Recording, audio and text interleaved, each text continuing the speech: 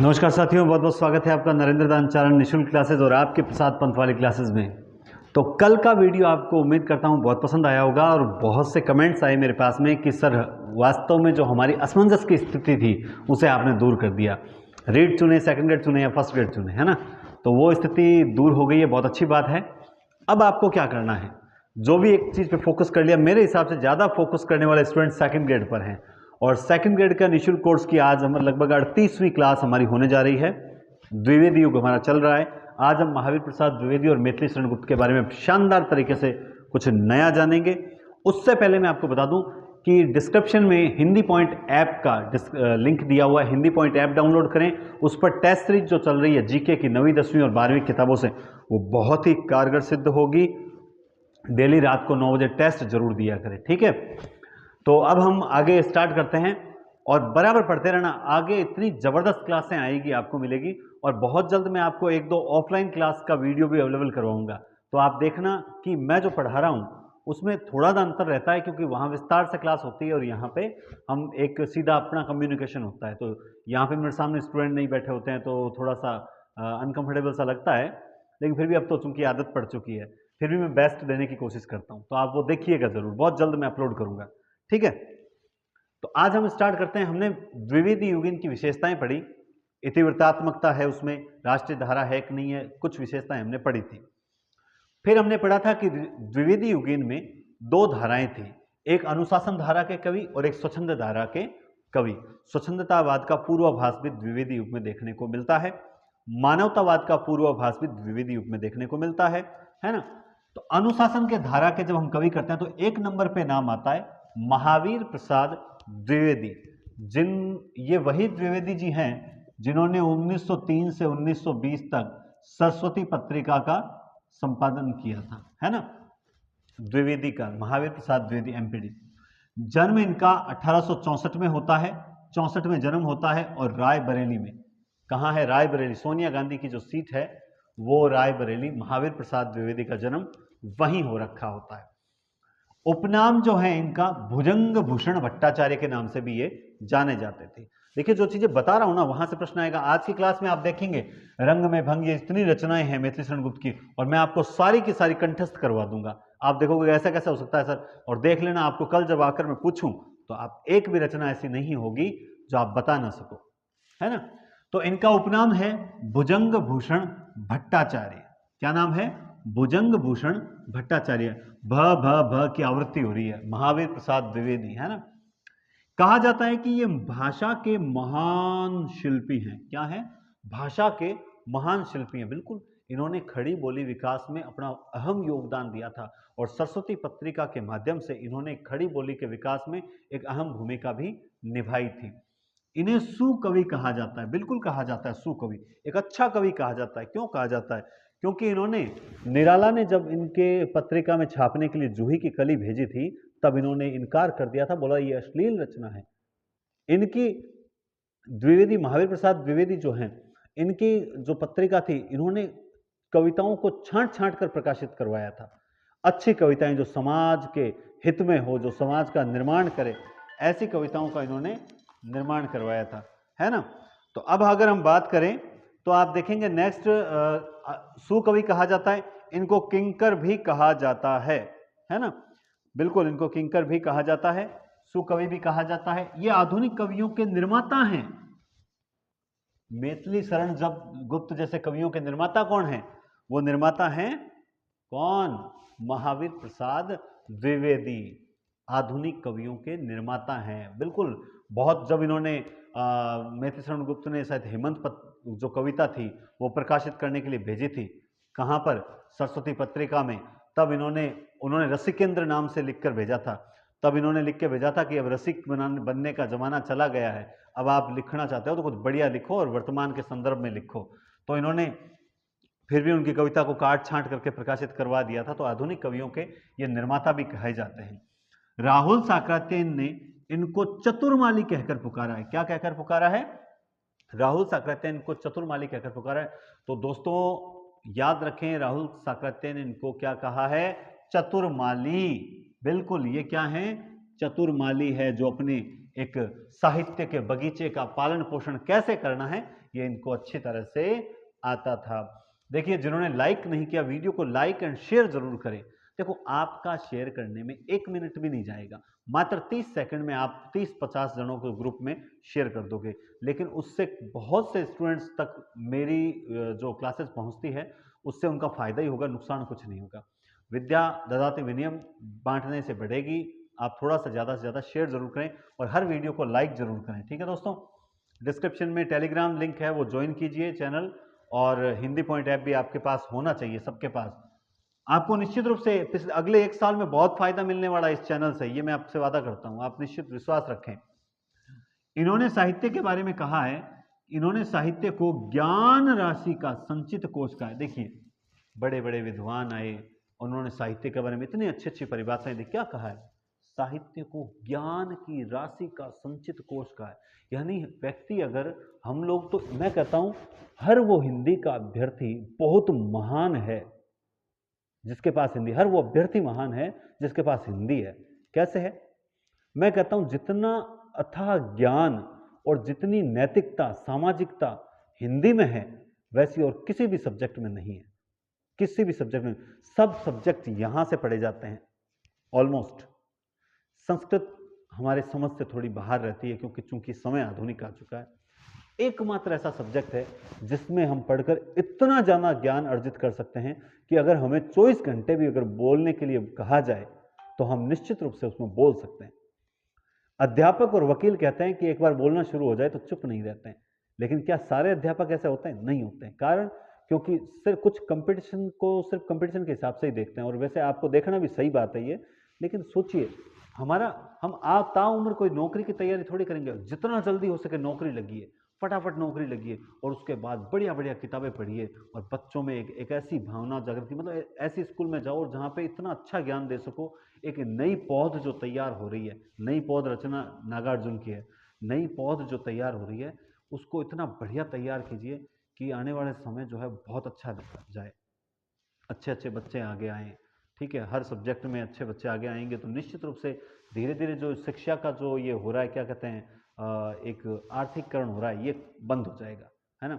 कम एक लागत मूल्य में आप तक जो है वो वीडियोस पहुंचने स्टार्ट हो जाएंगे। ऑनलाइन क्लासेस का समय आ रहा है, मतलब समय बदल रहा है। तो ये सारा जो समय बदलेगा ना, ये समय या तो एक ऐसी दिशा में चला जाएगा कि मतलब एक ऐसी पौध तैयार होगी जो सिर्फ टेक्नोलॉजी जानती हो, और इस साहित्य से हम लोग बहुत दूर हटते जाएंगे। आपको पता है मैत्री शरण गुप्त ने क्या कहा है कि केवल मनोरंजन न साहित्य का कर्म होना चाहिए, उसमें उचित उपदेश का भी मर्म होना चाहिए।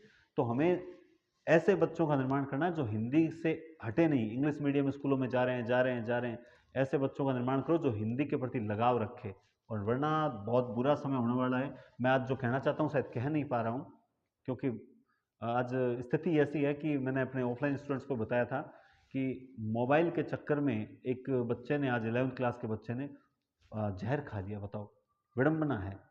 11th क्लास का एक समझदार बच्चा मतलब मोबाइल के चक्कर में जहर खा लेता है कि बस पिताजी ने मोबाइल के लिए डांट दिया। सोचिए उनकी मानसिकता क्या होगी। सहन शक्ति आज के बच्चों में है ही नहीं, है ना। मोबाइल से जितना हो सके बच्चों को दूर रखिए। चलिए, हम तो अपने सिलेबस में आते हैं। मैं भटक गया था, माफ़ी चाहता हूँ उसके लिए। जो नए आ रहे हैं उन्हें बता दूं कि मैं रोज नहीं भटकता हूं, आज ही भटक गया, उसके लिए क्षमा चाहता हूं।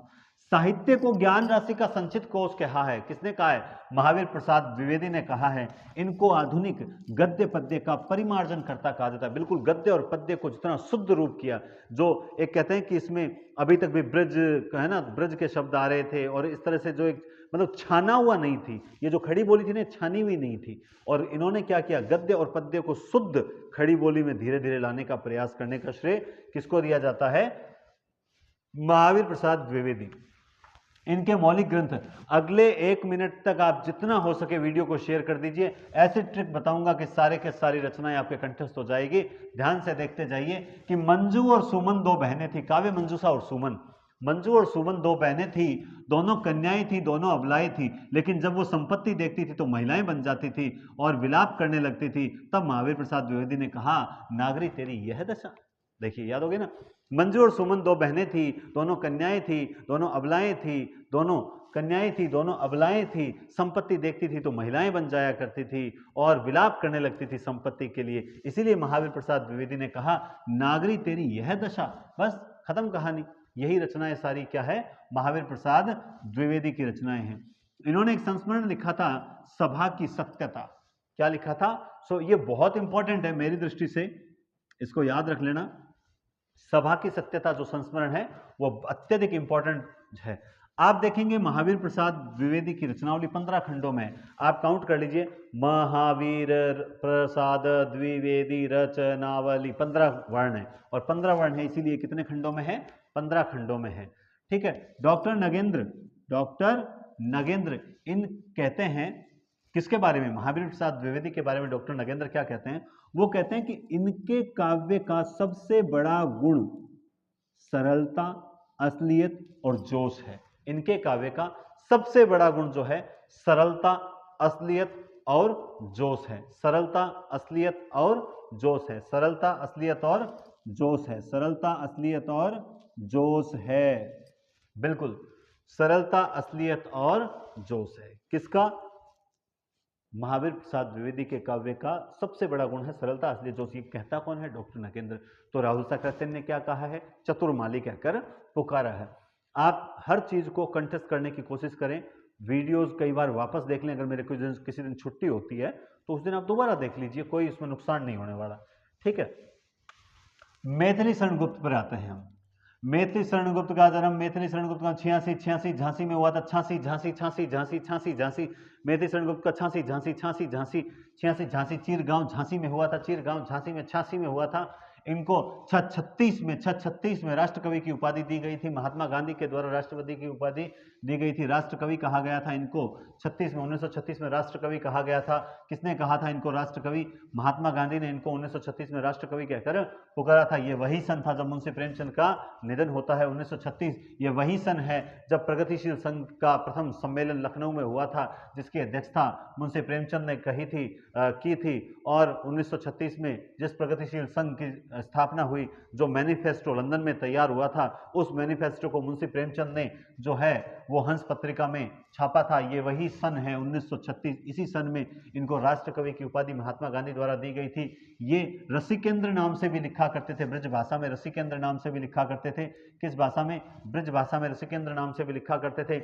इनको आधुनिक तुलसी कहा जाता है क्योंकि इन्होंने राम काव्य को, राम को लेकर दूसरा बड़ा महाकाव्य इन्होंने ही लिखा था। आधुनिक काल में तुलसी साकेत लिखा था, जो राम को लेकर लिखा गया दूसरा बड़ा महाकाव्य है। या फिर यूं कहूं कि खड़ी बोली में लिखा गया प्रथम महाकाव्य, राम से संबंधित, राम के जीवन से संबंधित खड़ी बोली में लिखा गया प्रथम महाकाव्य साकेत लिखा था इन्होंने, इसलिए इनको आधुनिक तुलसी कहा जाता है। आगे हम पढ़ेंगे हरिओद, अयोध्या सिंह उपाध्याय हरिओद को आधुनिक सूरदास कहा जाता है क्योंकि उन्होंने प्रिय प्रवास लिखा था। उससे आगे हम जब चलेंगे तब हम नागार्जुन को पढ़ेंगे।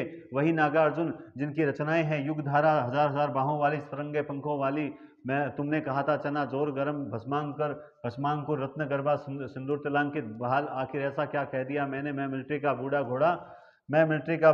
घोड़ा, इस गुब्बारे की छाया में पुरानी जूतियों का कोरस बदल रहा हूँ, ऐसे भी हम क्या, ऐसे भी तुम क्या। उपन्यास पढ़ेंगे तब रतिनाथ की चाची, वरुण का बेटा, उग्र तारा, कुंभी पाक बनाते हैं, नई बलचनामा है, नई पौध है, खमनिया का बाबा है, बाबा बटेश्वर नाथ है, गरीब दास है, मर्यादा पुरुषोत्तम है, अभिनंदन है। ये सारी रचनाएं नागार्जुन की है। नागार्जुन कौन? जिसे आधुनिक कबीर कहा जाता है। नागार्जुन कौन? जिसके बचपन का नाम ढक्कन था। नागार्जुन कौन? जिसने 1936 में श्रीलंका में जाकर क्या किया था? बौद्ध धर्म ग्रहण किया था। हम उसी नागार्जुन की बात कर रहे हैं जिनको पत्रहीन नग्न गाछ पर मैथिली भाषा में साहित्य अकादमी पुरस्कार मिला था। तो संस्कृत ऐसा लगा ना जैसे मैंने संस्कृत बोल दिया ना, ऐसा जैसे कोई ब्याह करवा रहा हूँ, है ना, ओम है ना, ऐसे ही बोला था। चलो हो सकता है। तो नागार्जुन काव्य गुरु एमपीडी, काव्य गुरु जो है वो एमपीडी महावीर प्रसाद द्विवेदी जो है वो किसके काव्य गुरु हैं? वो मैथिली शरण गुप्त के काव्य गुरु है। और कहा भी जाता है कि करते तुलसीदास भी कैसे मानस नाद, यदि महावीर का उन्हें मिलता नहीं प्रसाद, है ना। तो इन्होंने अपना गुरु जो है वो महावीर प्रसाद द्विवेदी को माना है।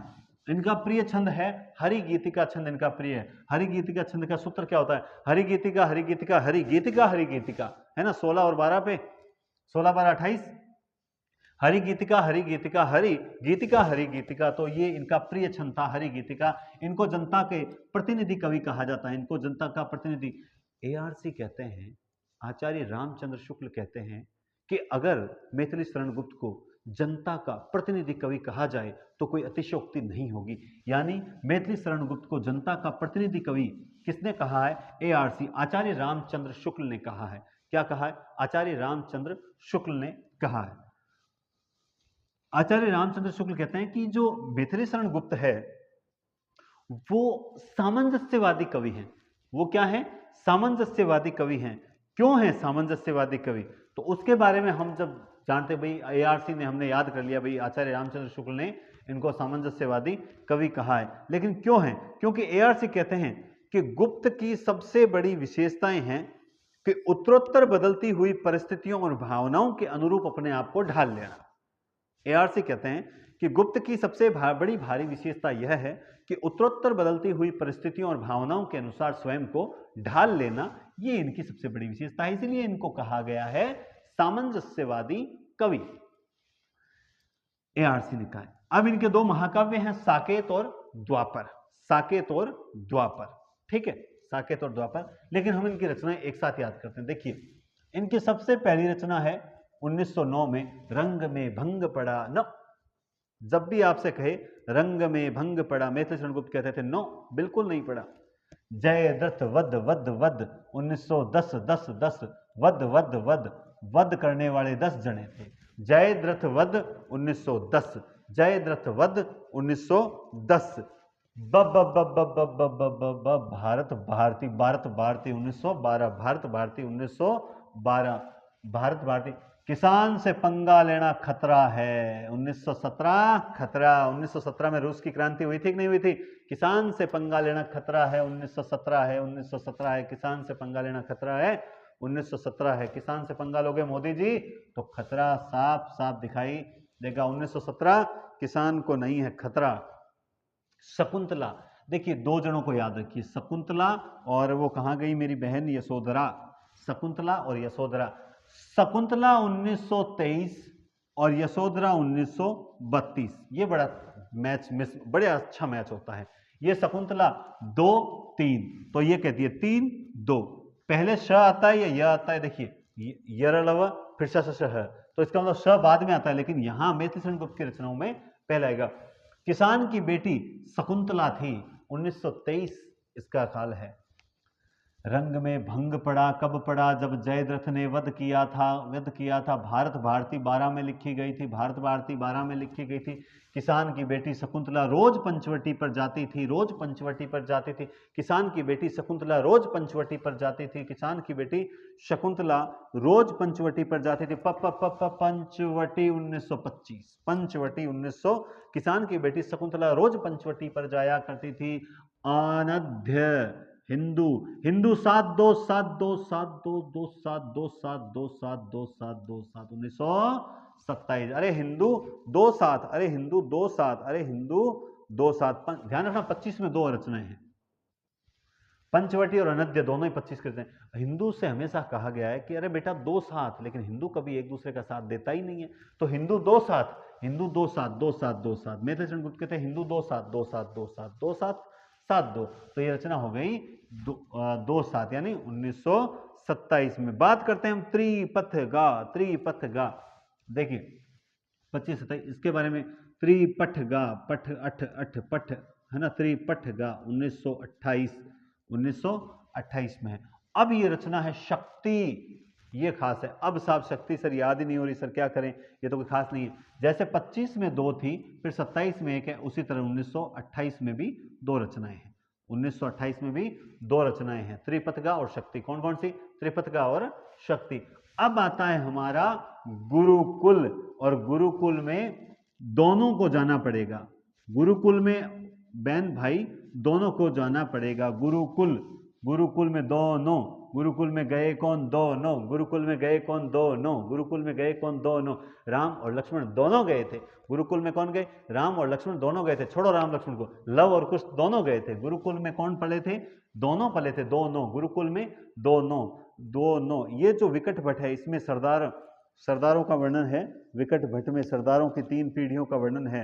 विकट भट्ट, ठीक है। विकट भट्ट की ये भी रचना वही बात है, 1929 की रचना है।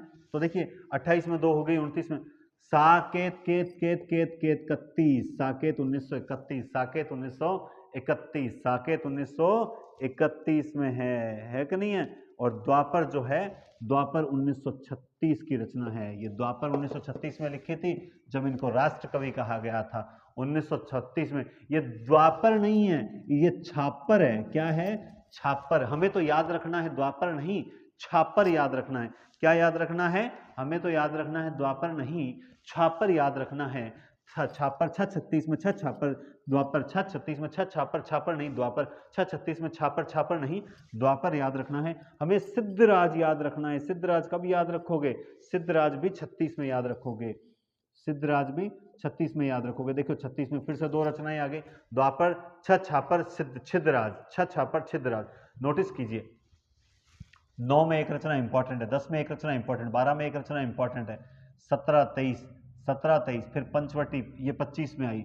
यहां तक एक एक रचनाएं चलती है। 25 के बाद पंचवटी अनद्य 25 में, फिर 27 में 28 में 2, ठीक है। गुरुकुल 2 9, विकट भट्ट 2 9, विकट भट्ट 2 9, विकट भट्ट दोनों, गुरुकुल में दोनों। साकेत 31 की रचना है। और यशोधरा जो है वो आपको मैंने पहले बता दिया 3 2 32 की रचना है। सिद्धराज और ये द्वापर 36 की रचना है। उसके बाद में आती है, अब आपको जो रचनाएं आ रही है, नहुस को एक को जरूर याद रखना है, ये 40, नहुस, नहुस 40। देखो नहुस तो खुद कह रही है मैं 40 में हूं, नहुस, नहुस, नहुस जो है ये 40 की रचना। अब जो रचना है उनकी आपको, जय भारत को जरूर याद रख लो, 52 की रचना है। और विष्णु प्रिया जो है ये कब की रचना है भाई, विष्णु प्रिया शायद 57 की, हाँ। विष्णु 5 साल का था, प्रिया 7 साल की थी, तो ये 5 साल की विष्णु प्रिया, ये 57 की रचना है। बस और कोई सन याद नहीं करने। इसके बारे में 1929 का सन आता है, झनकार बीच में आ जाती है, भूल गया था मैं। या 29 में 3 रचनाएं हैं, झनकार और गुरुकुल और विकट भट्ट, ये तीनों रचनाएं हैं, ठीक है। अब देखिए आप, रचनाएं लोग कहते हैं याद नहीं होती, मैं आपको बता दूं, देखो मैं बोल के बताता हूं, ध्यान से समझिए। सबसे पहले रंग में भंग पड़ा 1909, जयद्रथ का वध हुआ 1910, 12 में भारत भारती आई, तो 13 में कोई रचना नहीं है, 14 में कोई रचना नहीं है, 15 में कोई रचना है क्या, तो 15 में कोई रचना नहीं है, क्योंकि सीधी रचना आती है 17 में, किसान की बेटी शकुंतला। किसान 17 में है, शकुंतला 23 में है, और पंचवटी 25 में है, अनद्य 25 में है। 25 के बाद में आपको पता है 26 में कोई रचना नहीं है। 27 में 2 7, 27 यानी 2 7, 2 7 कौन, हिंदू है, 27 में 2 7 है। फिर 28 में 2 रचनाएं आती है, कौन कौन सी आती है 28 में, अठ किससे किया था हमने, त्रिपथ गा, 28 में त्रिपथ का रचना जो है वो 28 में आती है। उसके बाद में शक्ति भी जो है, अच्छा, हाँ, शक्ति जो है ये रचना भी 28 में है, त्रिपथ गा और शक्ति 28 में है। झनकार गुरुकुल विकट भट्ट ये तीनों रचनाएं जो है 29 में है। झनकार विकट भट्ट और गुरुकुल ये तीनों रचनाएं हैं 29 में, 2 9 29 में, विकट भट्ट 29 में, झनकार भी 29 में, साकेत तो 31 में है, यशोधरा 32 में है, छापर और सिद्धराज ये 36 में है। फिर यहाँ पे रचनाएं नहुस 40 में है, जय भारत जो है वो 52 में है, और विष्णु प्रिया 57 में। बाकी सारी रचनाएं जो है आप ये कुणाल गीत, काबा करबला, पृथ्वीपुत्र, प्रदक्षिणा, इन रचनाओं के सन याद करने आवश्यक नहीं है। क्लियर बात है, ठीक है। अब बात करते हैं हम साकेत के बारे में। देखिए साकेत के बारे में सबसे पहले बात करते हैं। इस साकेत में मैं थोड़ा मिटा देता हूं, इस साकेत में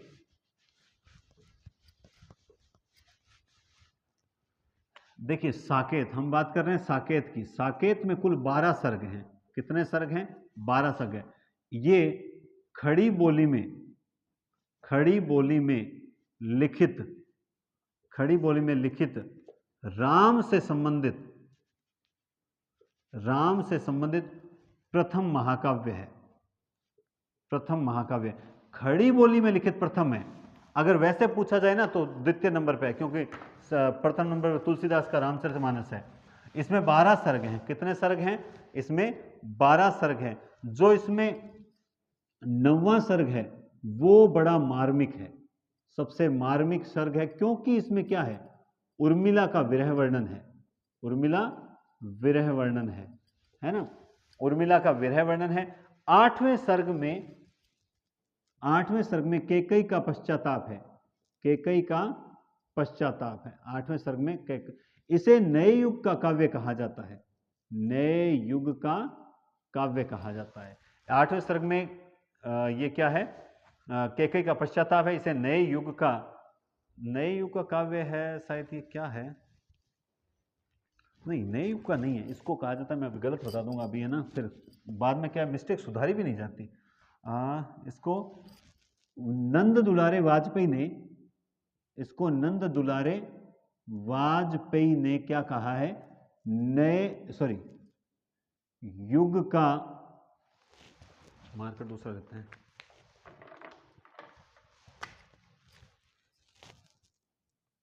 आधुनिक हिंदी का युग प्रवर्तक काव्य। हाँ ये सही लिखा है मैंने, एकदम एग्जैक्ट है, आधुनिक हिंदी का युग प्रवर्तक काव्य कहकर पुकारा है। आधुनिक हिंदी का युग प्रवर्तक काव्य कौन सा है, ये नंद दुलारे वाजपेयी ने किसको कहा है, साकेत के बारे में कहा है। नए युग का काव्य तो उसको कामायनी को कहा जाएगा, वो भी नंद दुलारे वाजपेयी कहते हैं, है ना। आधुनिक हिंदी का युग प्रवर्तक काव्य कहा है, नंद दुलारे वाजपेयी ने कहा है, ठीक है। ये एक साकेत जो है ये नारी चेतना युक्त महाकाव्य है। क्या है, नारी चेतना युक्त महाकाव्य, बिल्कुल नारी चेतना युक्त महाकाव्य, नारी चेतना युक्त महाकाव्य है, ठीक है। और इस साकेत के बारे में डॉक्टर नगेंद्र क्या कहते हैं, डॉक्टर नगेंद्र ने इसको कहा है जनवादी काव्य।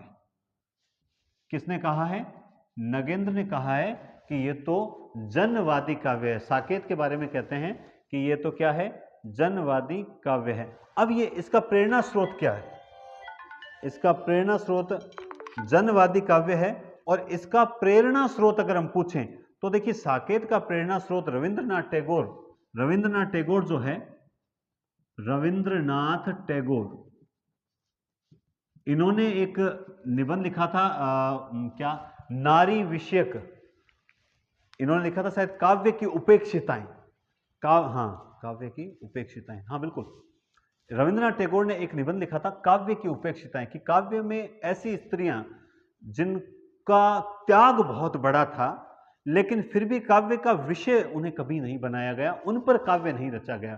तब काव्य की उपेक्षिताओं में से उर्मिला को इन्होंने चुना, और उर्मिला को चुनकर इन्होंने एक ऐसा काव्य लिखा जो खड़ी बोली में राम से संबंधित प्रथम महाकाव्य बनकर उभरा, इसीलिए आधुनिक इनको तुलसी कहा गया। इसे जनवादी काव्य कहा है डॉक्टर नगेंद्र ने, जबकि इसके बारे में इसे आधुनिक हिंदी का युग प्रवर्तक काव्य कहा है नंद दुलारे वाजपेयी ने। इसमें 9वां सर्ग जो है वो मार्मिक है, कि वो उर्मिला का सबसे बड़ा उर्मिला का विरह वर्णन है, एक ये सबसे बड़ा भी है, ये 12 सर्गों में सबसे बड़ा सर्ग है, और इसमें टोटल 12 सर्ग हैं। 8वें में कैकेयी का पश्चाताप भी है, ठीक है। और बाद में डॉक्टर नगेंद्र ने साकेत एक आलोचना भी लिखी थी, इस पर ये मैं बता दूं, साकेत एक आलोचना भी लिखी थी, ये भी बता दूं। और भारत भारती, एक प्रश्न आता है कि भाई देखिए, मैथिली शरण गुप्त को प्रसिद्धि किस रचना से मिलती है, तो वो भारत भारती से मिलती है। 1912 में जो इन्होंने भारत भारती लिखी थी, उससे इनको क्या मिलती है, प्रसिद्धि मिलती है। और अर्जन और विसर्जन जो हमने लिखा था अभी, अर्जन और विसर्जन, वो गांधी जी के जीवन से संबंधित है, ठीक है। अर्जन और विसर्जन जो रचना लिखी थी वो गांधी जी के जीवन से संबंधित है। अर्जन और नहीं, अंजलि और अर्ध्य, माफी चाहता हूं, अंजलि और अर्ध्य जो है वो गांधी जी के जीवन से संबंधित है। और जो अर्जन और विसर्जन रचना है वो मुस्लिम संस्कृति की झांकी प्रस्तुत करने वाली रचना है। इसके अलावा जो मैंने बताया था आपको, विकट भट्ट, वो एक सरदार की 3 पीढ़ियों का वर्णन जो है वो उस विकट भट्ट रचना में देखने को मिलता है। बाकी तो ये प्रदक्षिणा, पृथ्वीपुत्र, काबा करबला, ये कोई इतनी खास रचनाएं नहीं है। रचना ये स्टार्टिंग वाली खास है, देखो मैं बिना देखे मैं भी बोल सकता हूँ और आपसे भी बुलवा लेता हूँ मैं, फिर क्लास खत्म करते हैं। ये लो सारा मिटा देता हूँ, है ना। सबसे पहले रंग में भंग 1909, जयद्रथ वध 1910। आप बोलो मेरे साथ साथ बोलना, सोचना मन मन में कल्पना करना कि आप क्या कहते हैं। रंग में भंग 1909, जयद्रथ वध 1910, भारत भारती 1912। उसके बाद में 12, 13, 14, 15, 16, 16 में नहीं 17, 17 में कौन, किसान खतरा, किसान, किसान की बेटी शकुंतला। शकुंतला कब आई थी भाई, किसान की बेटी कौन है, शकुंतला। शकुंतला 1923। जब शकुंतला 23 में आती है तो 32 में आती है, आपको पता है, यशोधरा 32 में आती है। लेकिन शकुंतला के बाद हम बात करेंगे, किसकी बात करेंगे, पंचवटी। 23 में पंचवटी और अनद्य दोनों 25 की रचनाएं हैं। 25 में हो गई साहब। उसके बाद 27 में आती है दो सात, कौन, हिंदू, दो सात हिंदू। फिर 28 में दो रचनाएं आती है, त्रिपथगा। एक तो कौन सी रचनाएं आती है, त्रिपथगा लिखी थी हमने, त्रिपथगा, और एक लिखी थी शक्ति। उसके बाद 29 में हमने लिखी थी झनकार, विकट भट्ट और गुरुकुल, दोनों 29 में दोनों। फिर हम 30 में नहीं लिखते हैं, 31 में साकेत लिखते हैं। फिर हम 32 में नहीं लिखते हैं, 36 में छापर यानी द्वापर, और फिर हम लिखते हैं सिद्धराज। फिर उसके बाद 40 में हम लिखते हैं नहुष। फिर हम 52 में लिखते हैं जय भारत। फिर हम विष्णु प्रिया लिखते हैं 59 में, 57 में, 5 साल 57 में लिखी थी शायद, है ना। 42 में कुणाल गीत भी थी, यहाँ लिखी थी शायद, कब लिखी थी, पृथ्वीपुत्र 50 में है, 42 में कुणाल गीत है, ठीक है। तो ये रचनाएं जो है मैथिली शरण गुप्त की इंपॉर्टेंट रचनाएं हैं, और मैंने कोशिश की है याद करवाने की। आज आपको कितनी याद हुई है वो तो मैं नहीं जानता, लेकिन चूंकि पढ़ाने का कष्ट तो मैं बहुत कर रहा हूँ, आपको देखते हैं कितनी याद होती है। बाकी आप कमेंट बॉक्स में बताएं जरूर कि क्या ये तरीका जो मैंने आपको बताया, हाथों हाथ याद करवाने का प्रयास किया, क्या आपको याद हुआ है अथवा नहीं हुआ है, बताएं, ताकि कुछ और एनर्जेटिक क्लास बनाएं। कभी कभी क्लास में मैं ज़्यादा हास्य नहीं करता हूं, क्योंकि मैं लगता हूं पूरा कंटेंट पे रहता हूं, टॉपिक पे। कभी कभार थोड़ा सा आपको मोटिवेट भी कर देते हैं, ठीक है। तो बहुत जल्द में या कल की डेट में आपको एक वीडियो मिलेगा जिसमें कुछ जानकारी से संबंधित होंगे, और एक मोटिवेशनल वीडियो भी आपको बहुत जल्द मिल जाएगा टाइम टेबल को लेकर, ठीक है। मैं जल्दी आपको सेकंड ग्रेड वालों को टाइम टेबल दूंगा। बहुत बहुत धन्यवाद, मिलते हैं कल रात 9 बजे।